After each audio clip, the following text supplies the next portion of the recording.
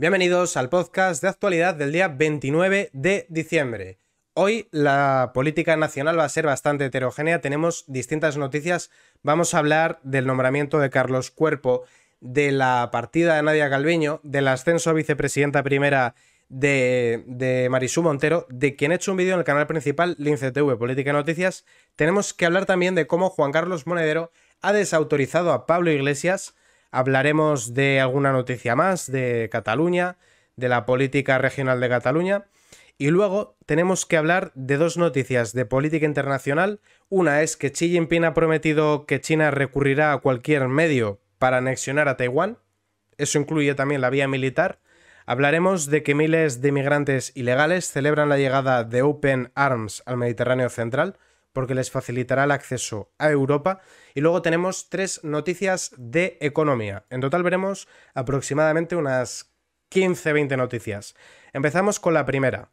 Pedro Sánchez elige a Carlos Cuerpo como ministro de Economía y eleva a Marisú Montero a vicepresidenta primera. En el vídeo que tenéis a vuestra disposición en el otro canal, abordo todas las tramas de corrupción en las que ella era parte del equipo de la Junta de Andalucía, de los seres falsos de Andalucía. También un caso que hubo con el arrendamiento de unos locales, donde se desvió una cantidad de fondos aproximada de 700 millones de euros, una cifra nada desdeñable. Hablamos también de sus fracasos como ministra de Hacienda y, por supuesto, de las mentiras y los renuncios que ha tenido. El vídeo es este de aquí: mentiras, corrupción y polémicas, el pasado de la nueva vicepresidenta primera, María Jesús Montero, y es este que en la miniatura pone su pasado y aparece ella. Recomiendo que lo veáis. El hasta ahora secretario del Tesoro tomará el testigo de Calviño tras su marcha al Banco Europeo de Inversión. Recordad que también Nadia Calviño es una persona cuya figura ha sido bastante cuestionada porque ella creó un cargo AZOC para su marido. Ella además entregó 1 millón de euros en concepto de subvención a la empresa de su marido. No solo eso, entregó fondos europeos a través de la empresa de su marido, a pesar de que tenía un pufo con Hacienda, también de 1 millón de euros aproximadamente, que inhabilitaba a esa empresa para entregar fondos. Colocó a su hijo en un puesto en el que ella era relevante, con lo cual es una figura que también ha sido muy cuestionada. Y no solo eso, también entregó 700.000 euros a Playboy, la empresa de los padres de Sánchez, después de reunirse a puerta cerrada en Roma con la hermana del gestor de Playboy. El presidente del gobierno, Pedro Sánchez, ha elegido este viernes a Carlos Cuerpo como ministro de Economía, Comercio y Empresa y ha elevado a la ministra de Hacienda, María Jesús Montero. De Cuerpo, el presidente ha destacado su carácter europeísta convencido, así como su juventud. Esto lo hace en un momento en el cual la gestión de Pedro Sánchez está bastante en entredicho desde Bruselas. Recordad que el comisario europeo, Didier Reynders, tuvo que desautorizar a Bolaños, ministro de Presidencia, en relación con las Cortes y Justicia, diciendo que no era verdad lo que estaba diciendo Bolaños, que estaban siguiendo el tema de la amnistía. Entonces le interesa intentar justificarse ahora o mostrarse como muy afín a las ideas de Europa, en un momento en el que está bastante cuestionado. Recordad que en la última sesión tuvo duros enfrentamientos con miembros de Weber, por ejemplo, que es el presidente del Partido Popular Europeo, entre otros. Estoy convencido de que dará profundidad de manera brillante al excepcional trabajo de Calviño. ¿En qué ha sido excepcional el trabajo de Calviño si han ocultado 1 millón de parados? Y si España lleva con la economía estancada durante 20 años, y si el PIB se contrajo en la pandemia en 18,5, y si la inflación se ha comido el ahorro de los españoles y las nóminas, ¿en qué ha hecho un buen trabajo Calviño? El nuevo ministro presidirá además la poderosa Comisión Delegada de Asuntos Económicos. Cuerpo se ha mostrado partidario de la condonación de deuda a Cataluña. Luego hablan de justicia y lo que vamos a hacer es ver cómo se envían fondos desde las comunidades más depauperadas a la segunda comunidad más desarrollada. Es maravilloso. Las comunidades que lo han hecho bien y no se han endeudado tendrán que pagar la deuda a las que han tenido déficit y no han hecho sino crear deuda. Curioso concepto de igualdad. Contribuye a la sostenibilidad de la deuda del Estado. En ella no cerraba la puerta a que la SEPI financie la compra del 10% de Telefónica. Sánchez asciende a Montero. El presidente Pedro Sánchez ha anunciado este viernes el sustituto de Nadia Calviño. Licenciado en Economía por la Universidad de Extremadura, el nuevo titular de esta cartera accedió por oposición al Cuerpo Técnico de Economistas del Estado. Cuerpo ostentaba el cargo hasta la fecha de secretario general de Tesoro y Financiación Internacional desde 2021, después de hacerse cargo durante 1 año y medio, Un poder omnimodo para Montero. Además, el presidente del gobierno ha decidido elevar de rango a la vicepresidenta María Jesús Montero y elevarla a la número 2 del Ejecutivo de Sánchez. Al menos sabemos que aplaude bien, porque se volvió loca a aplaudir a Pedro Sánchez. Eso se le da muy bien. Eso y ladrar a la oposición. Eso es otra cosa que se le da muy bien. Y mentir. E inventarse los datos económicos. Porque aquí cuando los datos son malos nos los inventamos. Es una manera muy buena, ¿no?, de sacar las cuentas. Aunque, como ha recordado Sánchez, Cuerpo dirigirá la política económica del gobierno y presidirá la Comisión Delegada de Asuntos Económicos, como también señalan a este diario fuentes del Palacio de la Moncloa. Montero se centra también en esta comisión como vicepresidenta de la misma por sus funciones como ministra de Hacienda, una que ha hecho bueno al vampiro Montoro. Porque ¿cuántos impuestos ha subido o creado Sánchez? 42, y preparan 15 nuevos para este 2024. Por no hablar de la infame, que esto como autónomo tengo que decirlo siempre que puedo, subida de las cuotas progresiva hasta el año 2031. Una auténtica canallada porque literalmente nos obligan a pagar por trabajar. Y cada año más. Se confirma así la información adelantada por The Objective sobre que Montero aspira a un superministerio para controlar fondos de la Unión Europea. Como lo controla igual que controlaron los fondos de reptiles, ya os podéis imaginar qué va a pasar ahí. Cuerpo, el técnico que compró la moto de Sánchez días antes de llegar al Ministerio de Economía. José Luis Escrivá, José Manuel Campa, Ángel Ubide, David Vergara, De la Rocha. La quiniela de ministrables para sustituir a Nadia Calviño era extensa y variada. Finalmente lo será Carlos Cuerpo. Cuerpo es uno de los hombres de confianza de Calviño dentro del departamento. Con solo 43 años, el nuevo responsable de la cartera de Economía tiene un perfil desconocido y técnico que ha tenido estrategias acertadas en el Tesoro, como la de alargar la vida de la deuda para minimizar el golpe de las subidas de los tipos de interés, que ya es evidente que están presionando las cuentas del Estado. De hecho, hace bastante tiempo que... Bueno, Sánchez, otra de las bondades que hablábamos antes de lo bien que lo ha hecho Nadia Calviño, una de las bondades es que no han hecho sino disparar la deuda. De hecho, España es el país europeo que más se ha endeudado desde la pandemia. Y la deuda de España supera con creces el PIB. Y la deuda real per cápita es de 70.000. Y la deuda real por contribuyente es de 100.000.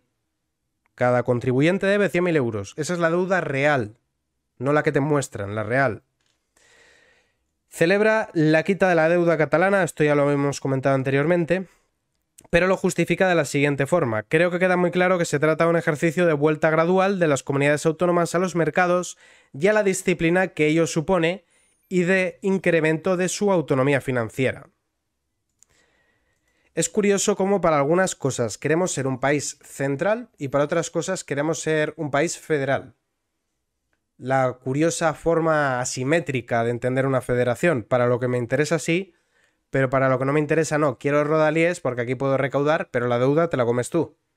O somos un país federal y desconcentramos la hacienda y que las comunidades que lo hacen bien reciban el beneficio de hacerlo bien y que las que lo hagan mal no las traen a las demás. O somos un país central y no permitimos que las que lo hacen mal, yo prefiero que esté desconcentrado, por cierto, le echen el muerto a los demás. Pero lo uno o lo otro, no puede ser ahora me interesa ser España, ahora quiero ser independiente, no. No, eso no puede ser así. O desconcentramos o centralizamos, pero lo que me interesa sí, lo que no me interesa no se puede hacer. Una resolución obliga a Calviño a aclarar si utilizó fondos europeos en la trama canaria del caso Mediador. El caso Mediador de Tito Berni fue un caso que pasó sin pena ni gloria por las terminales mediáticas porque estábamos en campaña y no podíamos permitirnos este escándalo, como tampoco nos podíamos permitir el saber que se estaban comprando en Mojácar votos con cocaína, pero son cosas que han pasado en España. Y aquí lo del Ramsés, lo de yo estaba pero no, lo de los diputados en despachos con políticos, lo de la cocaína y las mujeres de compañía, en campaña como que no venía muy bien, y así como hemos tenido telediarios y tertulias a vuelta de unos trajes que no le importaban a nadie, con esto que fue muchísimo más grave, sin pena ni gloria, igual que los seres falsos. A ver si lo que pasa es que esta trama era del PSOE y el PSOE es bueno y del PSOE no se puede hablar. A solo unas horas de dejar la vicepresidencia, el Consejo de Transparencia exige a la titular de Economía explicar si en efecto han sido empleados los fondos europeos en la trama canaria. A punto de poner rumbo a Luxemburgo para presidir el Banco Europeo de Inversiones, el Consejo de Transparencia ha exigido a Nadia Calviño que remita toda la información relativa al posible uso de fondos europeos también en la que se conoce como trama canaria del caso Mediador. Que por cierto vinieron aquí a Canarias, se llevaron un disco duro, no volvió a aparecer y no se supo nada. Después de que la presidenta de la Comisión Europea sobre Control Presupuestario mostrase su preocupación sobre la ejecución de proyectos con cargo a los fondos europeos que pudieran haber sido empleados en la trama del Tito Berni, el debate reclamó al Ministerio de Economía toda la información. Esta cartera, todavía dirigida por Nadia Calviño, se negó a responder hasta el punto de que Transparencia censuró, en un requerimiento presentado por este diario, la falta de predisposición del Ministerio a colaborar en esclarecer si había concedido ayudas económicas públicas a alguna de las empresas implicadas en una trama presuntamente corrupta que mezcla a diputados y empresarios con fiestas con drogas y prostitución. Llama la atención muchísimo cómo el mismo partido de Ábalos, de Óscar Puente, como ese partido del Tito Berni, de los seres falsos de Andalucía, luego te dice que va a abolir la prostitución. Es cuanto menos llamativo. Esto es como cuando una persona te da explicaciones sin que tú se las hayas pedido, que dices, ¿por qué tú me estás dando estas explicaciones si yo no te he preguntado nada? Como no, hay que disipar la sombra de la duda, no queremos que nos vinculen a este tipo de actos y por eso vamos a ser los más abolicionistas de los abolicionistas. Lo cierto es que luego nos encontramos noticias como esta.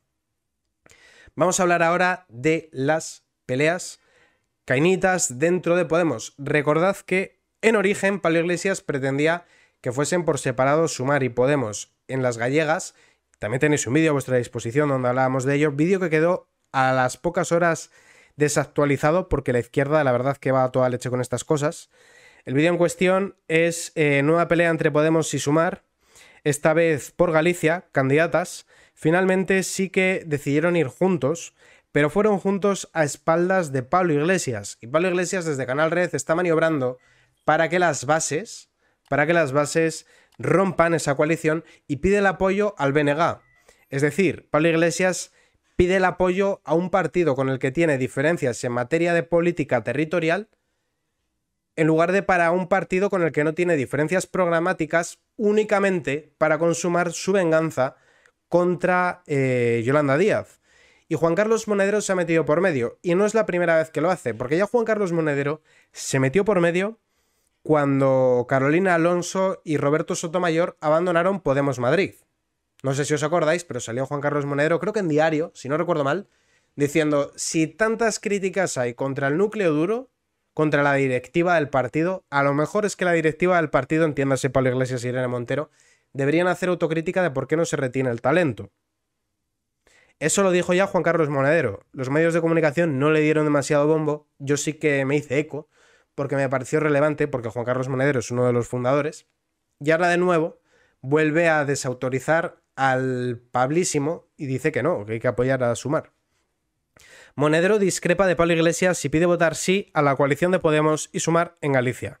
Un detalle, Juan Carlos Monedero tenía un programa dentro de Canal Red, creo que los viernes, en prime time, y lo cambiaron. Lo marginaron a los domingos y creo que ya ni lo emiten. El cofundador del partido defiende la coalición a pesar de la oferta trampa y arrogante de la formación de Yolanda Díaz. Y ya sabéis que Sumar va a enviar a Marta Lois, que era la portavoz, la portavoza en lenguaje progremita, que por cierto como portavoz es bastante mediocre. La verdad que no tiene mucha oratoria, no tiene dicción, se equivoca más que una escopeta de feria, tiene que estar siempre leyendo. Es más sosa la pobre que una papa asada sin sal. La verdad que es muy triste. Yo creo que también es una maniobra de Yolanda Díaz porque se ha dado cuenta de que no le sirve como portavoz para quitarla de en medio. El politólogo y cofundador de Podemos, Juan Carlos Monedero, ha discrepado del criterio del exlíder del partido Pablo Iglesias. Bueno, es líder. Sigue siendo el líder desde Canal Red. Desde el búnker de Canal Red. Lo que pasa es que está casi más pendiente de que llegan los Bizum a Canal Red que del otro, pero Yone Belarra está ahí como títere. Defiende que la militancia en Galicia vote sí a la coalición con Sumar para las elecciones del 18 de febrero durante la consulta interna que termina este viernes. A través de un mensaje de X, Monedero ha sentenciado que nada perjudicaría más al partido, cuyo futuro pasa por las elecciones europeas, que se acusará a Podemos de dividir a la izquierda en Galicia. Ha desgranado que 4 candidaturas de la izquierda en estos comicios sería un fracaso y que Podemos no puede ni quiere desaparecer de Galicia. A ver, Podemos tiene 0 representación en Galicia. Podemos no tiene ningún escaño en Galicia y no solo eso. La tumba de Podemos fue cuando mandaron a Carolina Vescansa, castigada por conspirar junto a Rejón contra Pablo Iglesias a Galicia, que ahí inicia la debacle de Podemos, en las gallegas. Cuando Podemos entra en Barrena y empieza a caer en picado fue en las gallegas, donde Carolina Vescansa se comió un mojón. Ahí es cuando empieza la debacle, luego vino todo lo demás. De esta forma, Monedero, que dejó en septiembre de dirigir el think tank de Podemos, difiere de la posición de Pablo Iglesias. Sumar vuelve a ser arrogante. Sumar carece de fuerza en Galicia y por eso ha tenido que desmantelar su portavocía en el Congreso al presentar como candidata a Marta Lois, lo que denota gran desconfianza en el resultado. No denota gran desconfianza en el resultado, lo que denota es que allí quien manda es Esquerra Unida, que es la marca de Izquierda Unida gallega, que de ahí sale Yolanda Díaz y que Yolanda Díaz se fue dejando todo un reguero de cadáveres, que esto podéis buscarlo, está la información en internet y está la información en las hemerotecas. Purgó lo que le dio la gana, hizo y deshizo lo que quiso y encima se marchó de mala manera cuando Podemos apoyó al gobierno de coalición con Pedro Sánchez porque la postura de Izquierda Unida era un gobierno a la portuguesa, que era lo que quería Alberto Garzón. Sí, nosotros os apoyamos pero no entramos a gobernar para no desgastarnos. Esa era la postura de Izquierda Unida. Y como Yolanda quería una cartera, desautorizó a su partido, se separó de Izquierda Unida, quedó como por libre, que por eso luego tuvo que hacer Movimiento Sumar, y fue cuando la nombraron ministra de Trabajo. Y como ella sabe que en Esquerra Unida, que es la marca de Izquierda Unida gallega, no la quieren, ha tenido que mandar a Marta Lois para controlar ella, porque sabe que si no, van a hacer lo contrario a lo que ella diga desde Madrid. La Generalidad exige al gobierno el traspaso de todas las competencias sobre maestros y profesores, lo que iniciara con José María Aznar entregándole la competencia de educación a Pujol, lo que se conoció como el procés, se consumaría ya. Recordad que Cataluña está incumpliendo la orden de la ley CELA de que al menos una cuarta parte de las horas lectivas tienen que ser en español. Y creo que hay un informe del Supremo, si no recuerdo mal, del Tribunal Superior de Justicia catalán, y aún así lo siguen desoyendo. La consejera de Educación se reúne con Pilar Alegría y pide que los docentes dependan exclusivamente de la administración catalana. Esta vez no solo es cuestión de dinero, la Generalidad quiere más dinero para su departamento de educación, uno de los pilares de su desafío, pero ahora añade a esa petición la de que los docentes en Cataluña dejen de depender del Estado a efectos de acceso a la función pública, titulaciones y traslados para convertirse en un cuerpo catalán. La consejera de Educación, Anna Simó, se reunió este jueves en Madrid con la ministra Pilar Alegría para emprender otra negociación bilateral entre Generalidad y Gobierno. Y hay sobre la mesa un documento de unos 14 folios que la consejera Simó definió como plan de trabajo para la legislatura. Recientemente hubo una comisión europea donde se hizo un informe sobre la marginación del español dentro de las aulas catalanas. O sea que esto viene bastante bien, precisamente para desautorizar a los partidos independentistas. La Generalidad necesita más dinero para financiar su modelo educativo, para afrontar la llegada de alumnos inmigrantes y también pretende quedarse con todas las competencias que en materia de instrucción pública aún son estatales. Si la Generalidad piensa que los hijos de un peruano, o los hijos de un chileno, o los hijos de un colombiano van a hablar en catalán, la lleva clara. Hablarán en español. Pensad lo siguiente, si tú eres un pibe de 15 años y quieres ocio, tú lo que vas a hacer es entrar a Twitch a ver al Rubius, o te vas a poner a ver los directos de resubidos del Chocas, o te vas a poner a ver a Juanito Comunica o cualquier cosa de estas, y eso está en español. Es súper antiintuitivo esto. Ellos pueden ponerse todo lo pesados que quieran. Luego los chavales van a hablar en el idioma que te permite comunicarte con 500 millones de personas, no con el que te permite comunicarte con 5. Necesita que todos los docentes de Cataluña ya no dependan a título administrativo del Estado, sino que estén adscritos a todos los efectos a la Generalidad. El anuncio de la consejera en rueda de prensa ha causado una notable inquietud entre los sindicatos, que consideran que si Generalidad y Gobierno llegan a un acuerdo, los docentes de Cataluña quedarán atados a la región sin poder participar en traslados. ¿Sabéis qué pasa? Que esto lo intentó hacer la Comunidad Balear, creo que cuando estaba además Francina Armengol, lo intentaron hacer con los médicos y se quedaron hasta sin cirujanos. Pues se pusieron, no, es que tiene que saber atender en catalán, cuando debería de ser en mallorquín o en menorquín, porque ahí lo que está viendo es una colonización por parte del catalán, en detrimento de los dialectos de las islas. Pero bueno, el caso fue que pusieron por ley que los médicos tenían que saber atender en catalán. Y entonces lo que se dieron cuenta es que no tenían capacidad para cubrir las plazas. Porque muchos de los médicos eran extremeños, eran andaluces, eran murcianos, eran... Entonces, claro, cuando tú te pones a hacer el nazi con las políticas lingüísticas, pues lo que consigues es que te quedas sin gente. Las medidas de Vox en defensa de los catalanes desde su irrupción en el Parlamento autonómico. Con su histórica irrupción en el Parlamento de Cataluña, Vox se convirtió en la voz de miles de catalanes silenciados durante décadas y en una pesada losa para muchos de los que ocupaban los escaños en la Cámara. Durante los últimos años, el grupo parlamentario ha servido de altavoz para denunciar los grandes problemas que sufren los catalanes, abandonados por los dos grandes constitucionalistas. Y es que Vox se ha convertido durante la última legislatura en la única oposición real en Cataluña. Ya en junio, Joan Garriga, portavoz del grupo parlamentario de Vox en el Parlamento de Cataluña, denunció que la situación en la región era insostenible, pues el gobierno no mostraba ningún interés por los problemas reales de los catalanes y continuaba ahondando en políticas liberticidas frente al pasotismo del PSC y del PP. Aseguró que la única preocupación del gobierno regional, presidido por Pere Aragonés, era mantenerse en el poder hasta 2025. De hecho, las encuestas dan que Esquerra aumenta en intención de voto sobre Junts, y a mí eso me parece muy antiintuitivo. El que va a salir reforzado es el PSC, porque el PSC lo que va a decir es, mira, no te hacen falta los independentistas para conseguir cosas para Cataluña, no sé qué, tal, pero quien le ha sacado más concesiones... Sobre todo van a perder votos porque han entrado en el redil de pactar con un partido de España. No, y eso va a desgastarles quieras que no, porque al principio estaban manteniendo esa postura de no, porque nosotros no queremos saber nada del Estado español, porque tal. Eso también les va a desgastar, por un lado.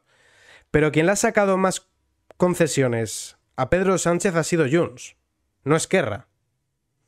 Por lo tanto, cuando sean las elecciones catalanas, lo lógico sería... Que no digo yo que vaya a tener yo razón y que las encuestas estén mal, y sobre todo porque falta mucho para las catalanas todavía y pueden pasar cosas y tal. Pero para mí tiene más sentido que creciese Junts, y sobre todo porque siempre el que está en el poder es el que se desgasta, y el que está ahora mismo en el poder es Pere Aragonés. Pero con todas las encuestas dicen que aumenta la diferencia Esquerra sobre Junts. La acción de Vox en defensa de la igualdad y la prosperidad de los catalanes no ha caído en saco roto. En las elecciones del 23 de julio, el partido logró en Cataluña su mejor resultado histórico con más de 270.000 votos, 29.000 más que en los anteriores comicios. Educación. Y a colación del anterior, Joan Garriga denunció el nombramiento de Anna Simó como nueva consejera de Educación y aseguró que su elección supondría una mayor pérdida de calidad educativa. Los datos del informe PISA sobre Cataluña son demoledores. El rendimiento medio en matemáticas ha decrecido en Cataluña en 24 puntos. También la lectura en Cataluña se situó a la cola tras Ceuta, Melilla y Andalucía. El patrón se repite también en el rendimiento medio estimado en ciencias. El informe PISA señala las diferencias en el rendimiento medio esperado entre alumnos españoles y los inmigrantes en 43 puntos, y además Cataluña es la única región española en la que la diferencia de rendimiento estimado entre alumnos favorecidos y desfavorecidos socioeconómicamente es inferior al promedio de la OCDE. Destacan frente a estos reveladores datos las repetidas propuestas de Vox en Cataluña a favor de la libertad lingüística y mayor calidad educativa, que la solución sería lo que plantearon en su momento el PIN parental, de dar poder a los padres para decidir qué es curricular y qué no, en cuestiones que son ideológicas, pero también para elegir la lengua en la que quieres que impartan la educación a tus hijos. García Ortiz bloquea la acusación de sus fiscales por el dinero del 1 de octubre malversado en el extranjero. El fiscal general del Estado está bloqueando un escrito de la Fiscalía de Barcelona por el dinero del 1 de octubre malversado en el extranjero.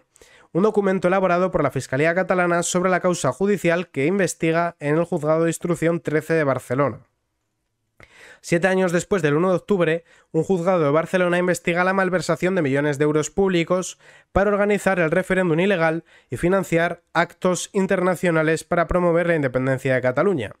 La Fiscalía de Barcelona ya tiene listo el escrito de acusación y, sin embargo, no se ha aportado la causa judicializada, ya que el fiscal general no ratifica este documento. ¿De quién depende la Fiscalía? ¿De quién depende? Del Gobierno, pues ya está.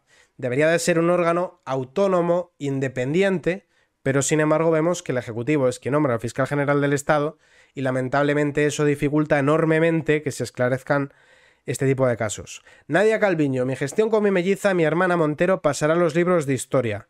Os lo voy a ahorrar, el artículo salieron diciendo que no sé qué de sororidad, que las mujeres no compiten entre ellas, que las mujeres cooperan, no como los hombres, y 4 chorradas feministas más. El siguiente pacto PSOE-Bildu tras la moción de Pamplona, hacer oficial el euskera en toda Navarra. El euskera nunca se habló jamás en la Ribera Navarra. La zona de Tudela, toda esa región de Navarra, la que queda por todo lo que es la cuenca del Ebro, nunca jamás se habló ahí el euskera. No se habló.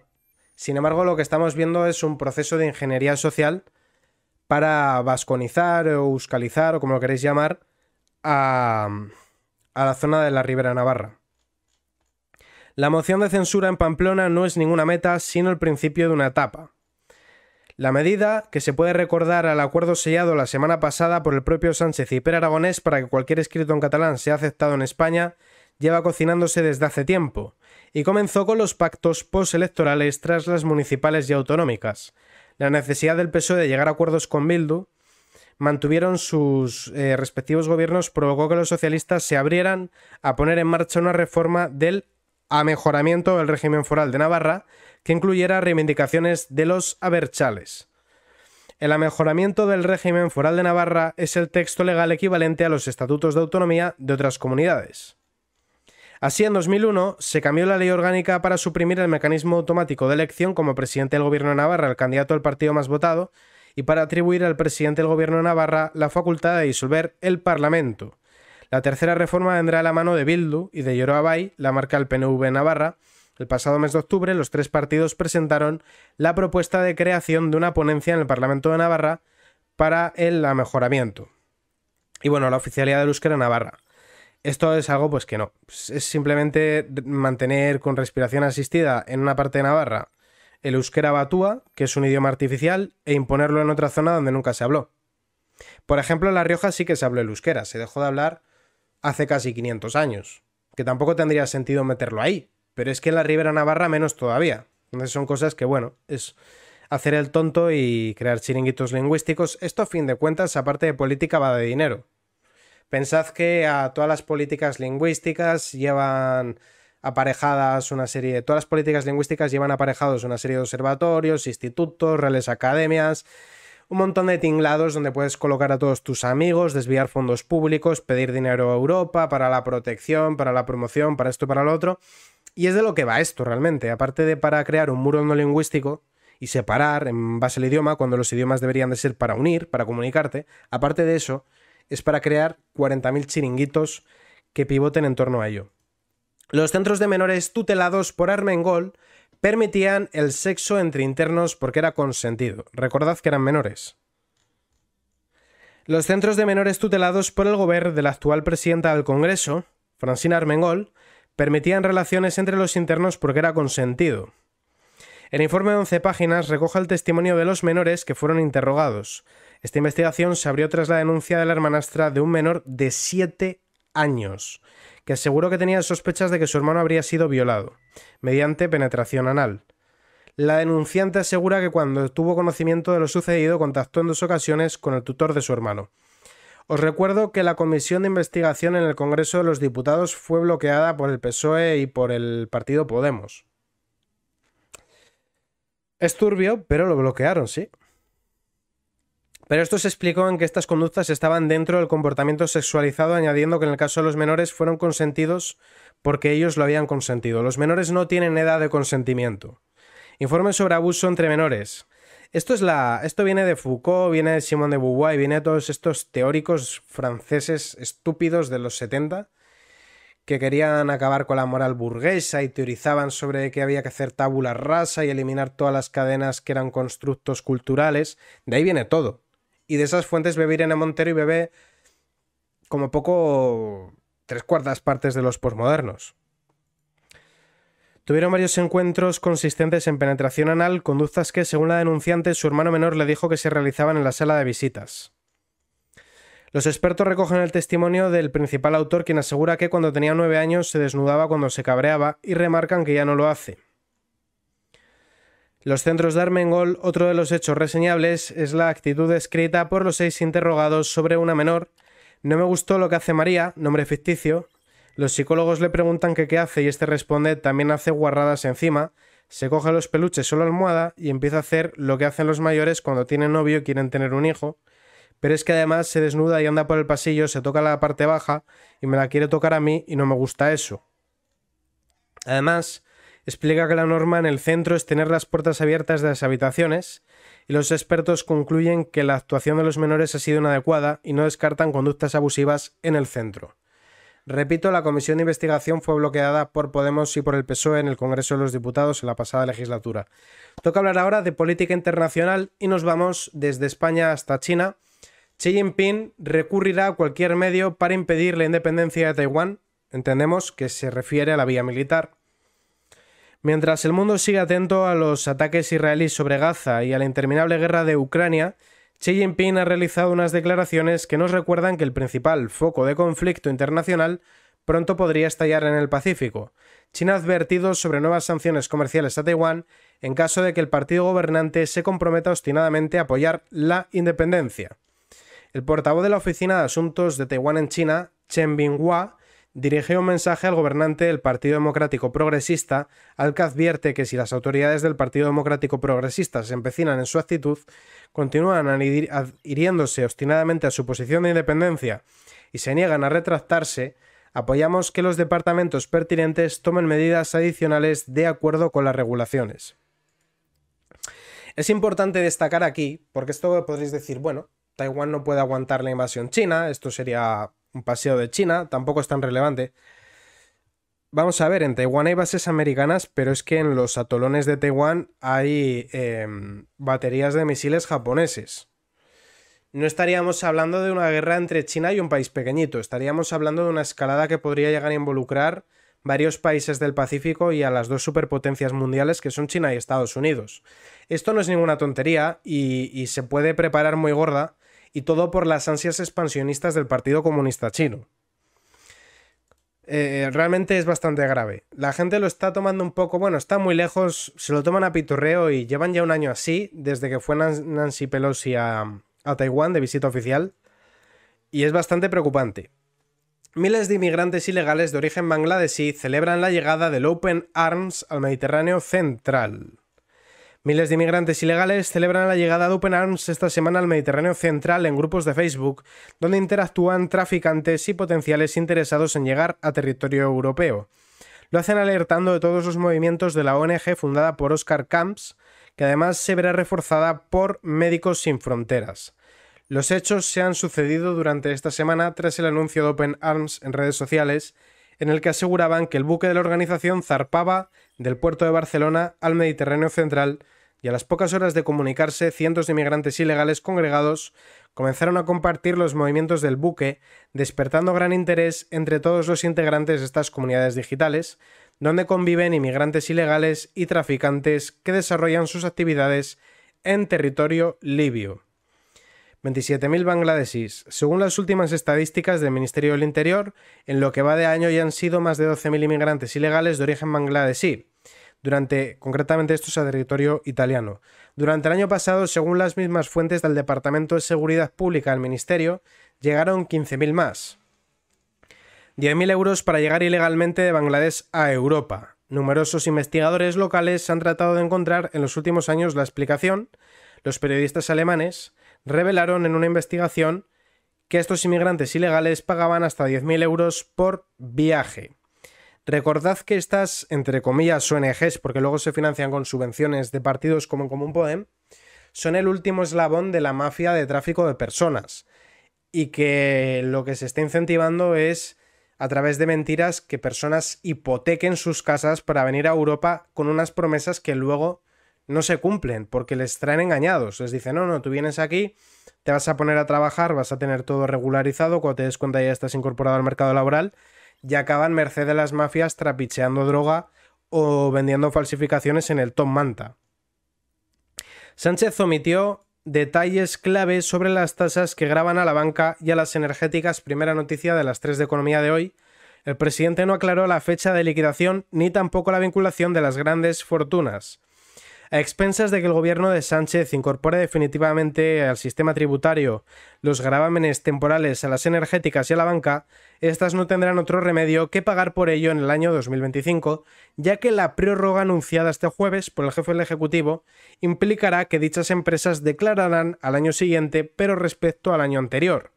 Un enredo normativo que es fácil de explicar, pero que Sánchez pasó por alto, dejando de lado las fechas de la extensión real de estas figuras. Incluirlos en el sistema tributario. Lo que sí que hizo el presidente del gobierno es calificar estos gravámenes de impuestos, denominación que en puridad es falsa, puesto que de tratarse de impuestos su tramitación ha sido incorrecta. Otro bulo de Sanchinflas y Yolanda Díaz. Las grandes empresas españolas aportan casi la mitad de la recaudación por sociedades. No es solo falso que las empresas españolas no paguen casi impuestos, el pago medio del IBEX se eleva al 48%, sino que además es radicalmente mentira que se escapen y no aporten. El acuerdo programático entre PSOE y Sumar contempla la aplicación de un tipo efectivo mínimo del 15% sobre el resultado contable de las grandes empresas.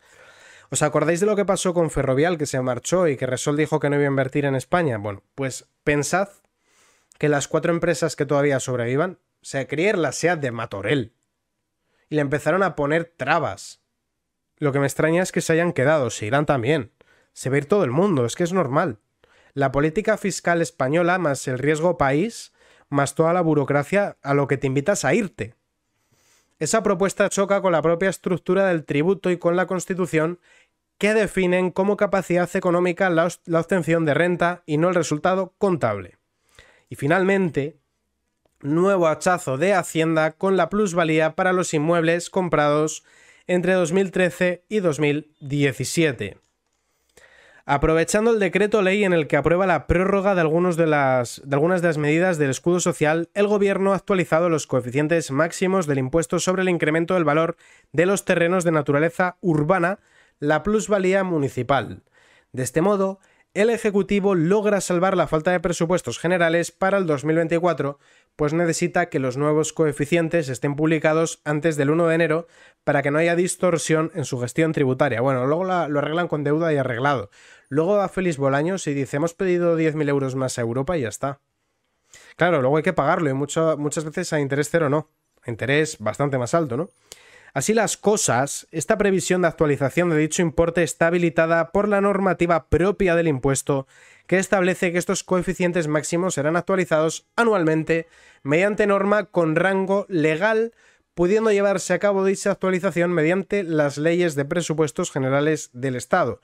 Y en este sentido, debemos considerar que el decreto reconoce la posibilidad de que los ayuntamientos corrijan este impuesto hasta un 15% a la baja los valores catastrales del suelo en función de su grado de actualización, garantizando con ello que el tributo se adapte a la realidad inmobiliaria. Vaya, que a todos los que compraron casa entre 2013 y 2017, pasa por caja, que te toca pagar. Con esta noticia de economía acabamos el podcast de hoy, día 29 de diciembre, y muchísimas gracias a todos por verme.